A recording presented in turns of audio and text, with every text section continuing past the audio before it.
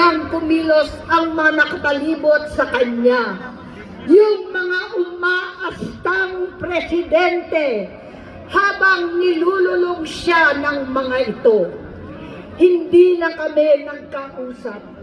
Sa harap ng publiko, pinipilit kong magmukha kaming maayos. Pero wala na kaming koneksyon. Hindi ko hinihiling na maunawaan ninyo ako, lahat kayo. Sa palagay ko, ang makakaunawa lamang sa akin ay ang mga pamilyang may pinagdaanan sa adiksyon, sa inom, sa sugal, sa alak, sa bisyo, higit sa lahat, sa droga. Pag hindi ko siya nakakasama, buong aking loob na ipasok sa institusyon, ipagamot, iparehab ko na yan. Pero tuwing maghaharap kami noon, hindi kaya ng aking kalooban na gawin yon. Tuwing magsasabi siya sa akin na magbabago na siya, hindi ko siya kayang tiisin. Hindi ko kayang ipagkait sa kanyang pagkakataon at pagbabakasakali. Umaasa ako at laging nananalangin na sana, oo nga, nagbago na siya. Hanggang dumating ang 2024 at 2025, yung bisyo niya na ang dahilan ng pagbaha ng korupsyon, kawalang direksyon, at maling-maling mga desisyon. Walang accountability, wala nang hustisya. Hindi na niya alam ang nangyayari. Hindi na pinapaalam sa kanya ang mga pangyayari. Sinamantala ng mga ito ang paggamit na ng droga.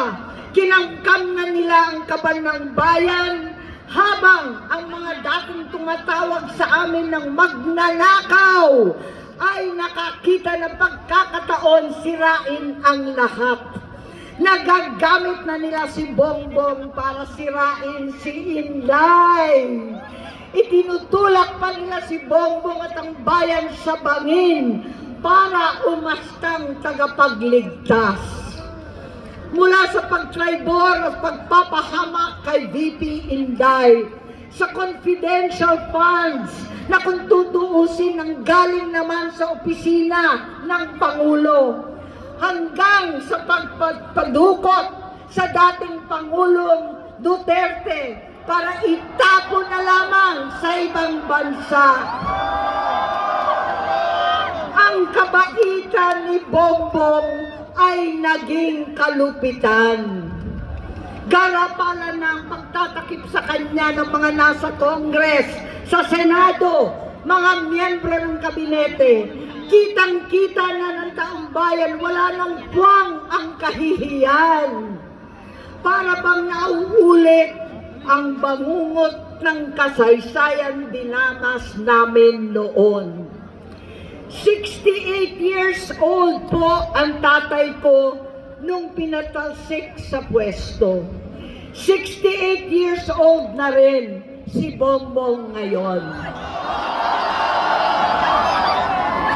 November 17 din nung 2021 nung nakumbinsi ko si Inday na magbise kay Bongbong. November 18 po, bukas, ang ikatlong araw natin. 9 na taon na nakakaraan, saktong November 18 pa talaga, na pinalibing ni Pangulong Duterte ang tatay ko sa libingan ng mga bayani. Halo-halo na ang aking nararamdaman, pero alam kong ito ang dulo at hangganan ng aking pagtitiis at pananahimik. Hindi na tayo mananahimik. Dahil nalaman kong pati ang mga anak niya ay nagdodroga na. Kinasusuklaman ko pa ang pag-alok ng mag-inang si Sandro ng droga ang aking mga anak at iba pang mga kamag-anak. Yan ang hindi ko na mapapalampas.